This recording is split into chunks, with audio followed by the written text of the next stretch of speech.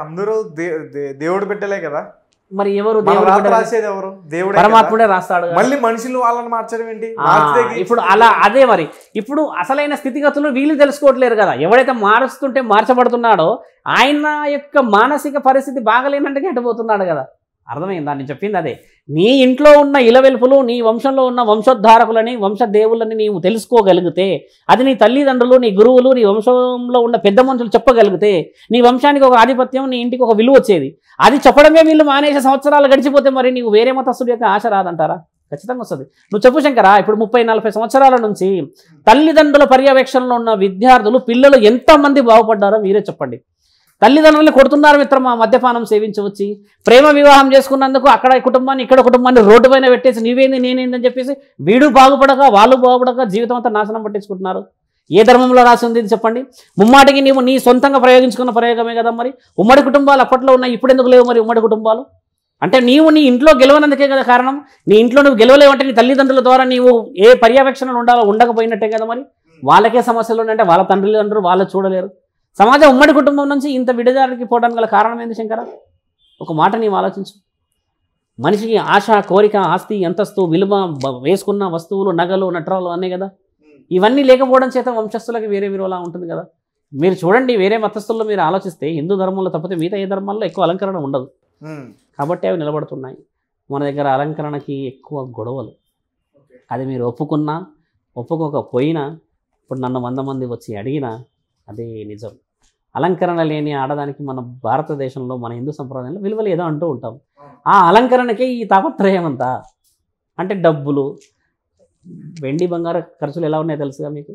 అందుకని నేను చెప్తుంది ఏంటంటే, ఫస్ట్ మన పునాదిని మనము పెకిలించేసేసుకొని బయటపడ్డాక వాళ్ళు బాగుపడ్డారని చెప్పడం, అలా ఎలా అంటారు గురువుగారు ఈ విధంగా ఉన్నది అనడం కూడా నీ యొక్క ప్రశ్నకి అర్థం లేనట్టుగానే కదా. వాళ్ళు బాగుపడ్డారంటే వాళ్ళ ఏకాగ్రతని, వాళ్ళు మెచ్చుకున్న దానికి, వాళ్ళు చేసుకున్న దానికి, వాళ్ళ అవతల వ్యక్తిని చేసుకోగలిగారంటే వాళ్ళ దగ్గర పవర్ ఆ విధంగా జరగడం వల్ల పోయింది. అది మన దగ్గర కొంత అలా ఉన్నది, లేదని అనట్లేదు. పెద్ద పెద్ద వ్యక్తులు ఇప్పటికీ మారుతూ ఉన్నారు, వస్తున్నారు. మనం కూడా అలాగా మారాలి అంటున్నాను నేను. లేదంటే రాను రాను ఇంకా ఏమవుతుంది? ఈ భూమండలం ఇంకో 50 ఏళ్ళ తర్వాత ఈ విధంగానే ఉంటుందంటారా? పూజలు, స్థితులు, గతులు, నాలాంటి సాధువులు తిరుగుతారంటారా? ఆలోచన చెయ్యండి. నేను అనేది అది. వాళ్ళ గొప్ప అని నేను అనలే, మన వంశం తక్కువ అని అనలే. నేను అన్నది ఒకే ఒక విషయం ఏంటంటే, యూనిటీ అనేది లేనప్పుడే నీవు ఓడిపోయినట్టు. కుటుంబంలోనే ఇక్కడ యూనిటీ లేదు శంకరా.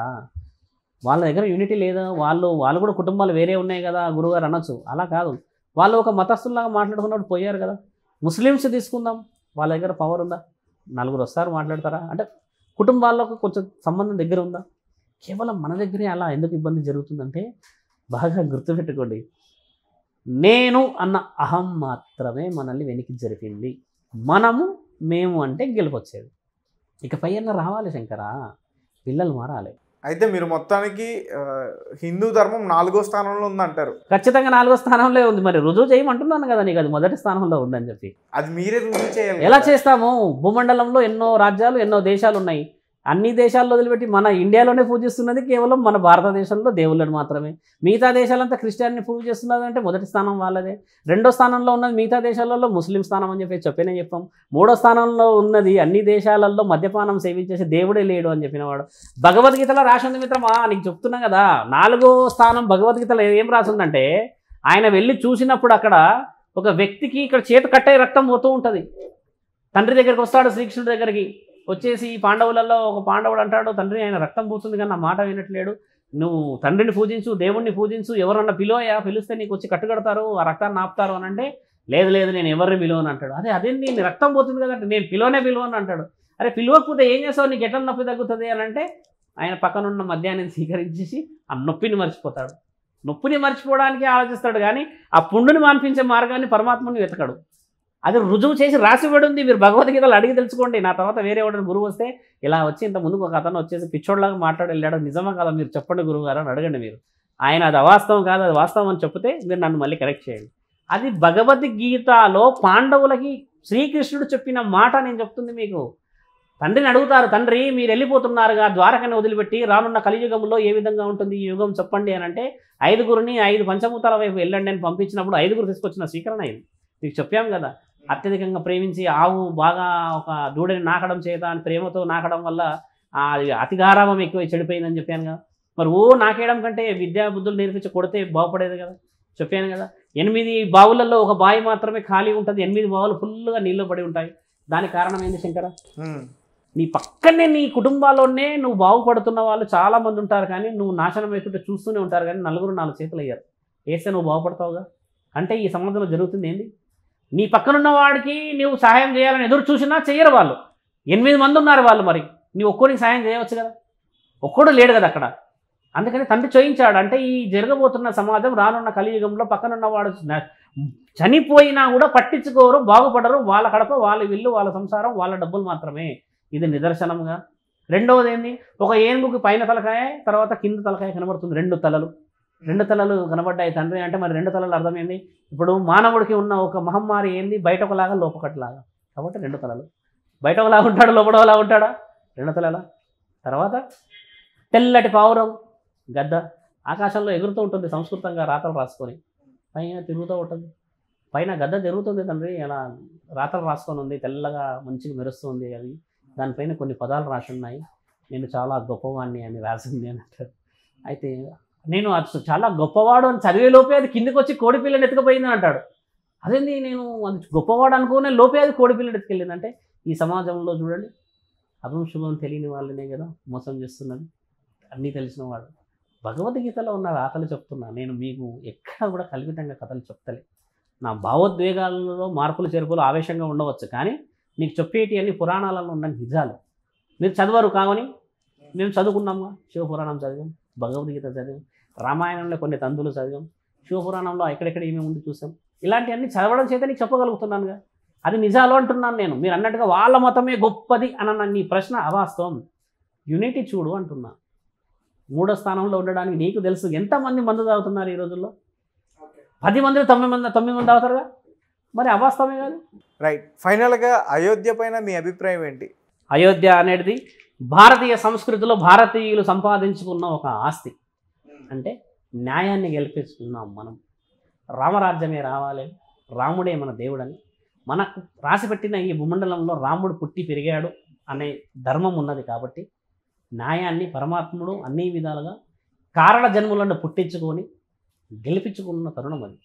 22వ తారీఖుగా ఇప్పుడు మనం ఎన్నో పూజలు పురస్కారాలు చేసుకుంటాం. అక్షంతాలని, బంగారు కలశాలని వచ్చాయంటున్నారు కదా. కాబట్టి మీరు మనస్సాక్షిని ఏ విధంగా మార్చండి అంటే శంకర, రామరాజ్యం అనేది వస్తుందన్న ఆశతోని మనం గెలిపించుకున్నాం. కాబట్టి ఇకపైన రామరాజ్యం ఈ సమాజానికి రావాలని 22వ తారీఖు రోజు అక్షంతాలు నెత్తిలో వేసుకొని మీరు ఇంట్లో ఉన్న ఇలవెల్పులకి పిల్లలందరికీ ఆశీర్వాదం ఇచ్చి చెప్పండి, రాముడి యొక్క 22 ఎందుకు చేసుకుంటాము అని అడుగుతారు నిన్ను ఖచ్చితంగా.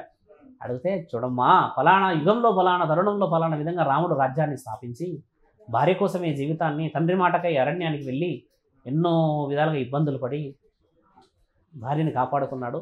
అదేవిధంగా నా తల్లి సీతాదేవి ఎన్నో రాజభోగాలు అనుభవించాల్సింది అలా పెళ్ళి కాగానే కాలికి చెప్పులు లేకుండా అరణ్యం వైపు వెళ్ళి పతి మాటకే విలువిచ్చేసింది.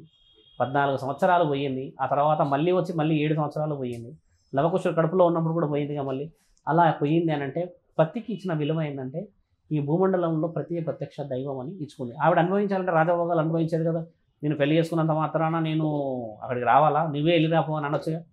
అలా అనుకుంటూ అనుభవించిందంటే వాళ్ళు చేసిన రాజ్యాన్ని ఈ యొక్క సమాజం అంటే ఇప్పుడు ఉంటున్న ఈ రామరాజ్యం అంటే మనం మొత్తం భూమండలమే కాబట్టి దీనికి విలువిచ్చింది. వాళ్ళు అక్కడ ఎవరికి కూడా ఇబ్బంది రాలే. అప్పుడు సౌభాగ్యవతులకి ఇబ్బంది రాలే, నీళ్ళ గురించి ఇబ్బంది రాలే, తిండి గురించి ఇబ్బంది రాలేదు. అంటే అలాంటి రాజ్యం రావాలనే కదా మానవుడు కోరుకొని ఈరోజు గెలిపించుకున్నాడు. కాబట్టి రామరాజ్యం అనేది మనకు వచ్చింది, ప్రతిష్టాపన జరుగుతుంది.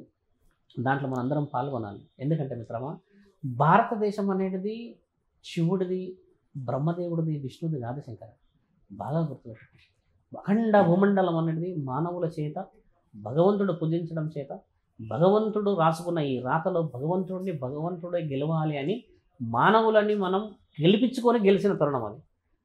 కాబట్టి ఒక్క దేవుడిది భూమండలం అని చెప్పేసి చీల్చకూడదు. మా భారతదేశం, అఖండ భారతదేశం ఎందరో దేవుళ్లకు నిలువైనది. కాబట్టి ఆయన పేర్లు ఉన్నాయి. మీరు అలా చేయండి అంటున్నా.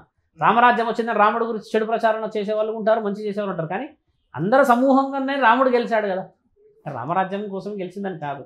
అంత ముందుకు ద్వాపర యుగంలో శ్రీకృష్ణుడు ఉన్నాడు, తర్వాత వేరే కలియుగ ప్రత్యక్షంగా దేవులు ఉన్నారు. వీళ్ళందరికీ విలువ తగ్గుతుందా? అలా కాదు. ఆయన గారికి అవమానం జరగడం చేత ఆయన గెలిపించుకున్నాం మనం. అంతే కదా, కుటుంబంలో ఒక వ్యక్తికి ఇబ్బంది అయితే బాధగా కదా, న్యాయం కోసం న్యాయస్థానం తిరుగుతామా? అలా 500 ఏళ్ళు పట్టింది మనకి. కాబట్టి రామరాజ్యం వచ్చిందని ఆలోచన ఎంతో గొప్పదో దాన్ని గెలిపించుకొని దాన్ని బాధ్యతగా స్వీకరించి ప్రతి సౌభాగ్యవతి నీలాంటి యువకులు కూడా మేము రామరాజ్యంలోనే ఇప్పుడు పోయి ఉంటాము, తప్పులు చేయమని నిర్ణయం తీసుకోవడానికి ఆ అక్షంతాలు మీ ఇంటికి చేరాయి శంకర.